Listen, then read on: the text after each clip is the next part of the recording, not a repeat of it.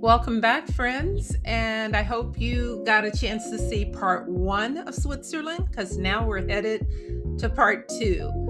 We have moved from Zurich and Lucerne and Interlaken, and now we're headed to Zermatt and Geneva. So, this is where I'm traveling today as we work our way up the mountain to high altitudes. So, you get to come along with me. So we are leaving Murren and we're about 5,000 feet, and I'm excited and not frozen yet. And as you see, we are on a cable car working our way up and through the fog and yeah. Then we're at 8,000, almost 9,000 feet and 9 degrees. Yes, feels like 9 degrees, freezing. And yet we hop on another gondola and wow, I wondered why the windows look so scratched. And then I thought, oh, maybe just tree branches.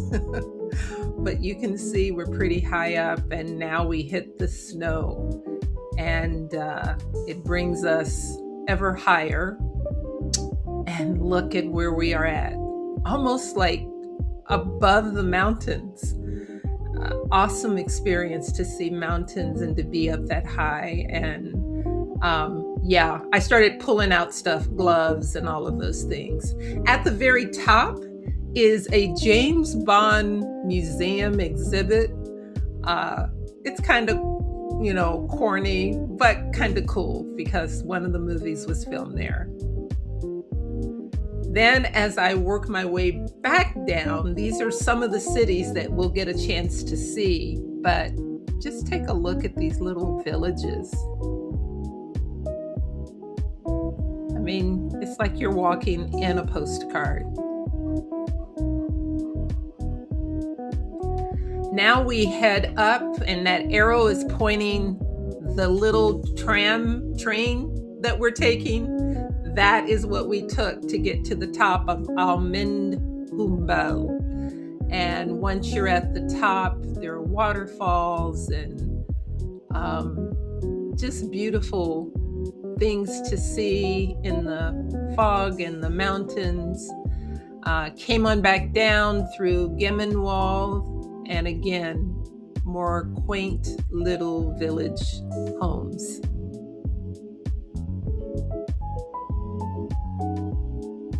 Even getting a chance to see some of the wood carving, which is pretty cool.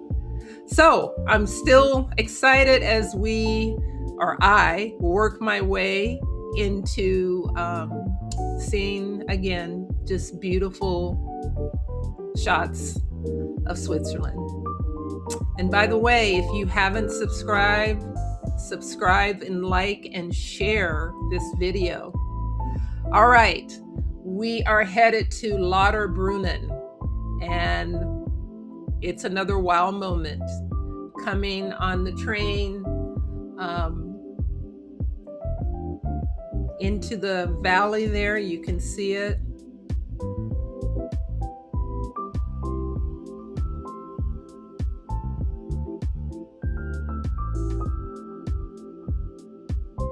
And yes, those are the Lauterbrunnen Falls. It's quite spectacular to see. And then we moved on to the Trummelbach Falls. So I'm going to stop my talking so that you can hear the power of these falls.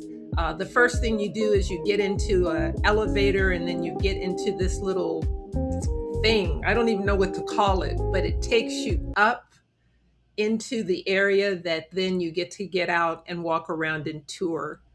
And I will let you listen to the falls.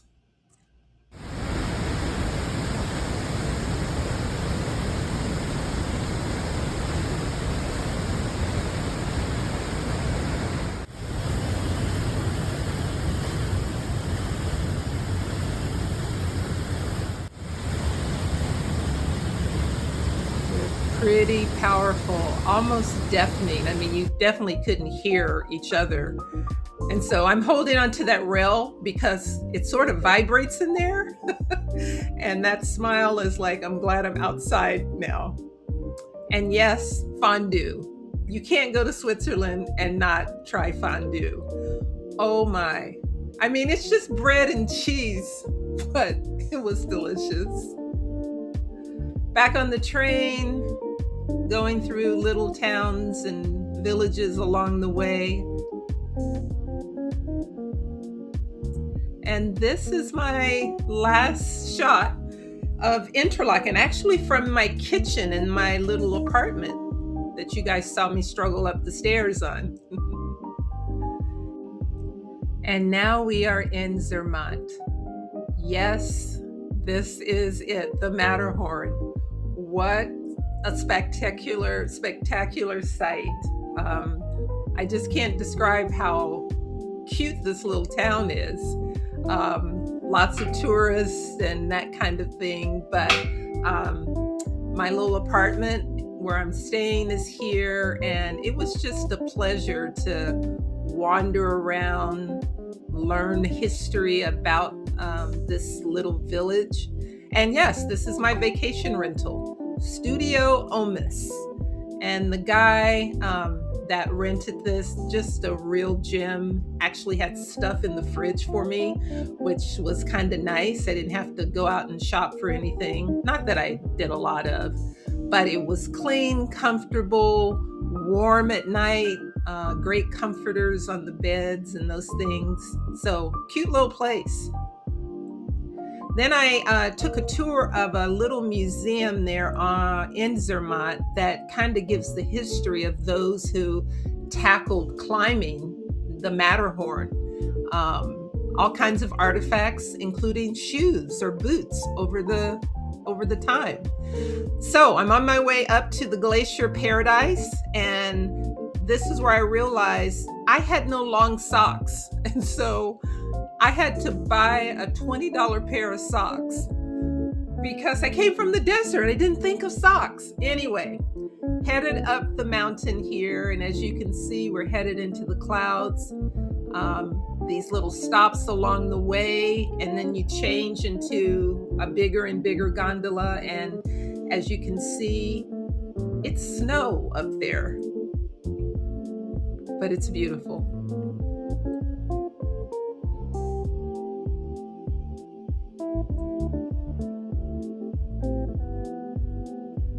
And now I'm ready to head to the Glacier Palace, as well as a bunch of other things like the platform to view all of these tallest mountains.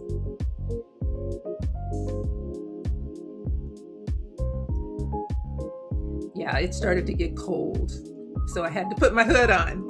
I thought this was cool, the scriptures at the top. And it's just a great reminder of how great God is.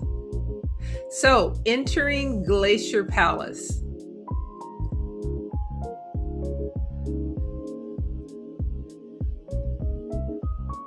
So, you know when you stand someplace and you go, wait, I'm getting ready to walk into a glacier. That was my moment there, just for a moment, that inside this, it's just ice.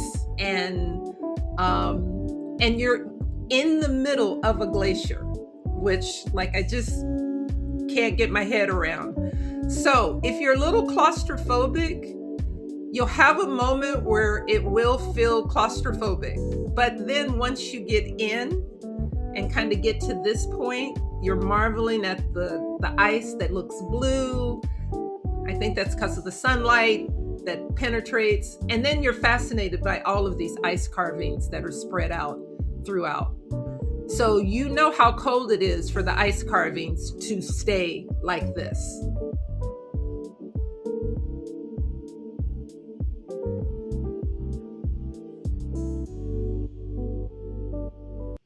Just beautiful works of art. And the cool thing, there was no wind.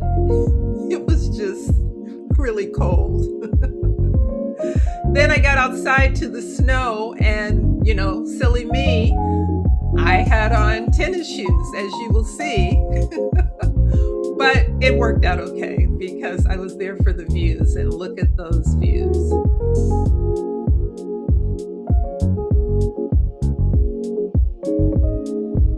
And now beginning the trek back down the mountain, and you kind of get a chance to see how those gondolas work or look from the ground and looking up, and then moving on. And now I am on a gondola headed back down to Zermatt. There's several stops to get me back down. And yeah, quite an adventure.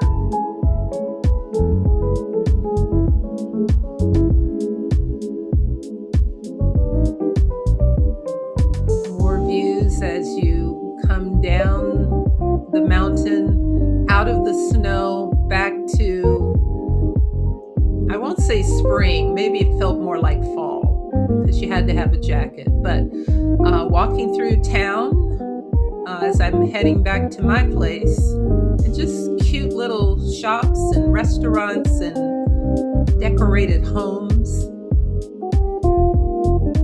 And then I had crepes because you have to eat when you're in Switzerland. My diet was carbs, chocolate, and cheese, and I ate it whenever I had a chance. But this place had a line, so I knew it was going to be good. And so I had a Nutella crepe, and it was delicious. And then the next day took me on to Gornergrat. Anyway, I'm on another train. I think I was on a couple of trains. No, this was just one that took you up to see the Gornergrat Glacier and a whole bunch of other stuff. But this is the train ride.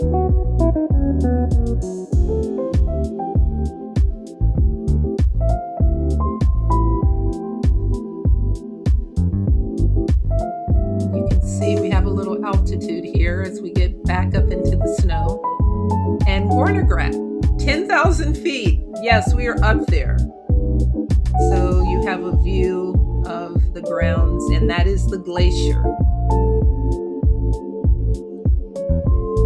And there's the Matterhorn peeking out.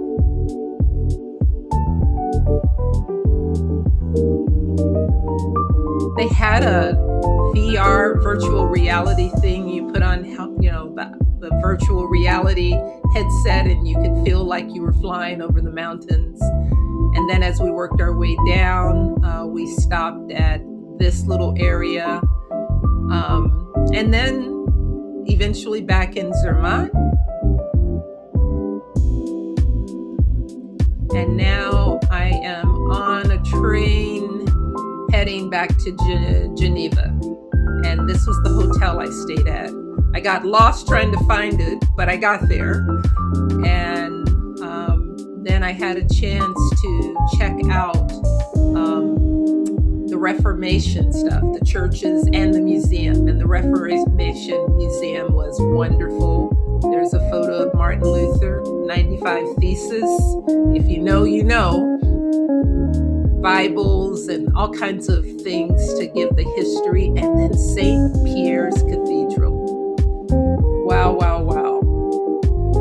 This is where John Calvin preached for, I believe, 2 decades. Yes.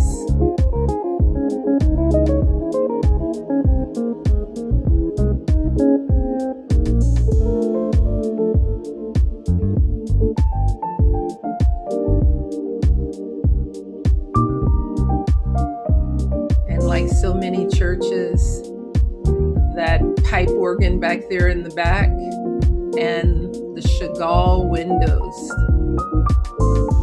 There's that organ.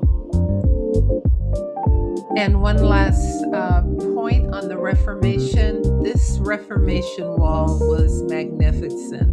It profiles the major figures of the Protestant Reformation, So you see John Calvin, William Farel, Theodore Beze, and John Knox, all carved in this amazing wall architecture.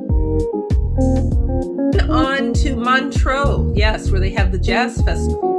Well, I didn't go to the jazz festival. I went to the Chillon Castle. Yeah, it is one of Switzerland's most historical monuments. And when you're walking through a castle, it's kind of cool. And then you start to think wow, this had to be cold and drafty. How did people stay warm? But beautiful, beautiful architecture and all the things that would be in a castle, dungeons and all of those things.